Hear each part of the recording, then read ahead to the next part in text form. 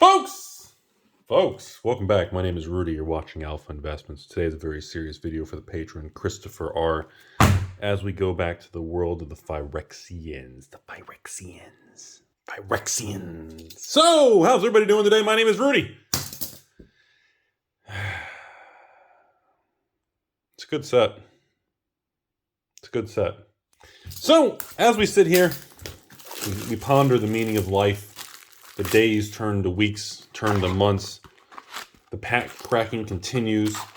The years go by. People question, is Hasbro going to go bankrupt? People question the future of Magic Yu-Gi-Oh-ing. People question everything. And nobody really has the answers. This is a nice, beautiful J starting off. And a Mrs. N coming in with the little logos on her. And I think that's going to be... oh, no, I forgot. These are backwards packs. Hive. And you know, folks, I'm still sitting here waiting for them to reprint and overprint the Phyrexian collector boxes. Ooh, Mrs. N in a very bad mood. Nice version there. The Crusher. Got the Dancer and Anointer. We got the Fisher. We got the Gambit. Phyrexian Arena. Beautiful Black Cleave Cliffs and the Phyrexian Basic. You know, folks, I just don't know. We don't really know. There's so many unknowns. And, you know, Phyrexian Vindicator. Borderless flashiness, nice little grand action, enduring. Scourge Anointer. And, of course, the Bleak Coven Vampire. Monumental Facade. Facade. Seed Core in Island. And, you know, we're sitting here now. Phyrexian. Post-release. And still nothing happening. We're like 30 days away from another set, which is the old stepmom set, Martian Machine. And this continues to be a powerhouse product. And it's confusing as anything. It's very confusing. It's very suspect. It's very, are they bottlenecking? Are they purposely not? Hey, nice little Rex action. Amazes me. A 7-drop for an 8/8 with no drawbacks. A 7-drop for an 8/8. No penalties, and not only that, it's not even vanilla. Can't be countered, trample, toxic 4, ward 4. I mean, oh my God. God, the power level of this crap is crazy. Armor, Green Sun. Crusher, nice Phyrexian mountain there. You know, I just don't know. You know, everyone keeps saying, you know, all this stuff, Amazon dumps and everything going on. And yeah, we're starting to see a couple little Amazon things pop up, folks. But we're not seeing fire sale prices. Although you may have seen, and maybe it's not live yet, we have another video about the Phyrexian complete bundles, about craziness going on. It's just kind of a crazy thing. I don't know what's going on with the Amazon thing. Did they misprice it? Eternal Wander, very nice. The Coast, very nice. Contracts, nice little Phyrexian logos. There's a lot of shenanigans going on, and nobody really knows what to think of it. Scion of Atraxa, Blue Sun, Elish Norn, Mother of Machines. It's weird to just get the regular version of a card and act like surprise, you know? I'm not used to seeing we're used to so many variants. When you see the actual regular version, you're like, oh, wait a minute, that's the regular card. Crusher, Thrym, the old Kinker. God, that is neat, though. It's neat how you can see the regular card with no interference of the text. Then you turn it, and you get the crazy version. That's so wild, man. Nabber, Jailer, Rot Priest, and Forest. So... everyone's starting to speculate on this March of the Machine situation. And the Worlds, Cure, and beautiful Glory Dominus. Wow, that is a gorgeous card. And there's a lot of speculation going on about this, another crazy power level and all kinds of weird shenanigans going on. And the hype seems to be surprisingly strong again. You know, I'm getting a lot of people and patrons and comment people asking about this next set. And, you know... we go through spells where that doesn't happen. And now people are just, God, really, another Conduit Worlds? And we're really starting to see that. The hype machine train is just, it's plugging forward. It's moving forward. I mean, I'm surprised, you know, especially with the condition of Hasbro and everything going on. Another Phyrexian Vindicator there. A little mirror action, just a common, or uncommon. You know, and I just, you know, I don't know. And I'm still wondering. And I know this is a really kind of a hot take, controversial thing right now. I'm still wondering, are we in a situation where Wizards is already making changes? Monument, Thrunt contracts, Cultivator, really? Exact same? One's the foil, one's the regular. It's like, really? Back to back the same? Nice sphere there. A little construct again. Another perfection. Well, that's the end of box one. Some pretty strong Phyrexians there, Chris, but I mean, it feels like all of them are like that. Like, I don't think we've really done any actual, like, collector box videos that have been that... Have we had any dumpster fires for Phyrexian? I don't think we have.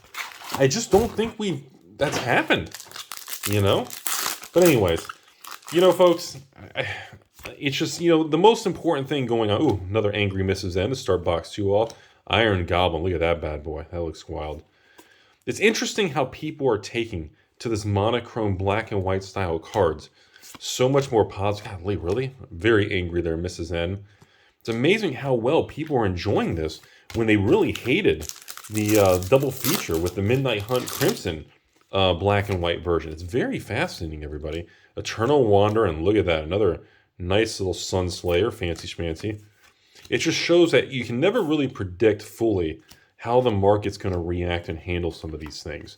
It's like why I'm not really excited. Because, you know, like I said, for the longest time, I always talk about, $5 card, $8 card. But the problem is, by the time you guys watch the videos, prices change so much. People get triggered and get all sensitive. Ooh, dark select, very nice. So we don't really discuss the single card values anymore because the markets are just so volatile. There's no way to really track or understand the financial value because, you know, everybody watches these videos on different times, different days, weeks. Some of you all watch this video months in the future. All right, another Coast, Blade Hole, Punisher, Double Tap, Rat. We got Boar, Apparatus, Red Sun, and a Mountain. But, you know, the continuing conspiracy theory is moving forward, and that is people are still thinking that print runs and supplies are being adjusted. Beautiful Kaya there. Dancer and Cultivator, Mirror. And, we all know it's feeling like it because, I mean, you look at these last two sets, I mean, it's been doing really well. There is no signs that, like, Dominaria Remastered or Phyrexian is going to collapse into the dirt, at least as of yet. And that maybe that changes by the time you watch this. Maybe news comes out and, ooh, Carnage Dominus? That's a fancy flashy mid. That's a really nice one. You know, and we don't know. Maybe that's going to change. But as of the filming of this video, that does not seem to be the case. And the market is reflecting that.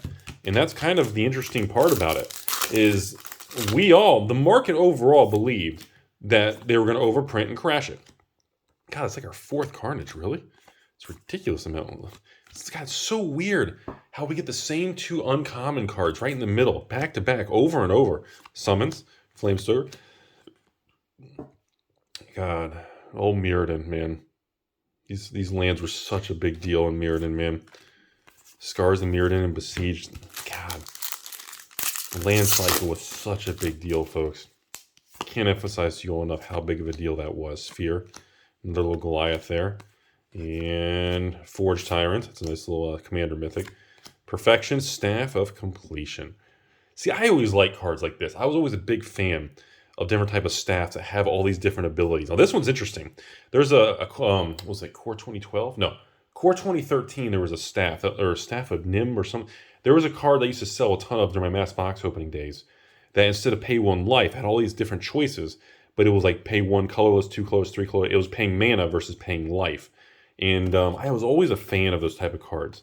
Cards that provide a lot of choice and cards that provide a lot of options and flexibility depending on like the board state, Gardens. And see, like, I think the land cycle in this set is really good. So not only do you have these overpowered creatures and Phyrexians, like some of the actual enchantments, spells, and again, the land cycle, you know, I have Darkslick Swords, and, you know, it just seems really good. And you guys know how I feel about land cycles long term, man. I always felt that's a really important thing. Coast and Dancer. The Lens and the Glider and the Geth and the Mountain. So box 2 feels more average. I'm not seeing a lot of little Atraxas and the Big Daddy Phyrexia. Maybe I'm complaining and we'll get it now. We got the little Goliath. But I'm not seeing Outbreak there. I love the artwork on that. Like, I think these gardens, like regular rares like this, and like are just, I think these are great cards. It passes the Rudy test. It doesn't come into play tapped. It also passes the Rudy test where it does provide a colorless mana with no drawback if you just need some sort of basic mana rock, you know? And then, of course, you have your special abilities. Like, those are my favorite type of land cards. I mean, obviously, it's no Bazaar of Baghdad churning cards for free. It's no Library of Alexandria where you can just literally get free cards there. Oh! Last pack of the video. Lux Tablet. Oh my God. Last pack of the video. Wow. Double tapped Elish Norm at the end of the video. That is flippin' wild, man. What an ending, Chris. So, folks, that's all. I don't really have too much drama to say about Phyrexia LB69. I mean, the market overall is stable. And that's the best thing we can ask for right now. I mean, just, 2023, with all the turbulence going on in the world, the stock markets, the banking markets, the crypto markets, the bankruptcies, the problems, the swings, Hasbro. I mean, the product when we zoom in to a basic level and just look at this set by itself. And this set is a very successful set. There is no one at the LGS wholesale distribution level that is going to tell you that the Phyrexia LB69 is literally not a home run product. This is a home run out of the park successful standard set for Magic. And that is an important big deal coming into 2023. And again, if March of the Machine doesn't collapse, it doesn't get overprinted, and they actually engineer it where it's enjoyable and unique, it doesn't just get annihilated with 10 billion collector boxes and everything collapses and goes on Amazon for $140 a collector box, 30% below wholesale. As long as things like that don't happen, Magic is going to have a very good year. And I know what everyone's thinking. Rudy, Commander Masters rip-off pricing and Lord of the Rings rip-off pricing. Like, I understand. I hear you. I feel the same way. It scares the living hell out of me to think how much money I'm going to have to commit if I want to go big on these pre-orders for these sets for my patrons and box openings and hoarding in the future, because it scares the hell out of me. Because we're talking, I'm going to have to commit to like $1 to $2 million for each one of these sets. Millions! Not hundreds of thousands, not six figures, 7 figures if I want to go big and have pallet amounts of supply of these things. And it does scare me. The financial side and the dollar amounts, because the bar has been raised so much, is scary.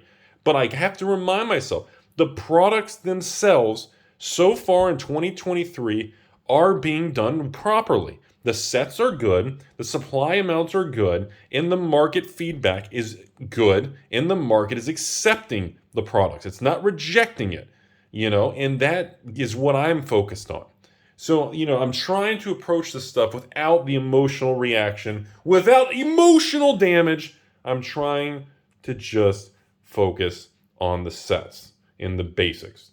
And again, so far, Magic's having a good year. And that's just the fact of the situation. No matter how much it may pain me to say that or you guys to hear that, Magic's having a good year. So, have a beautiful day, folks. Hope you guys enjoyed my commentary. And as always, got the cracks and packs here for the patron, Chris. All the cards are heading your way, my man. And hope you're all having a good day out there. As always, life's short, folks. Make sure you're doing something you enjoy. Make sure you're making smart decisions. Make sure you're not being a Timmy. And as always, make sure you surround yourself with good people. Life's too short to spend your time with drama and negativity. Have a beautiful day, everybody.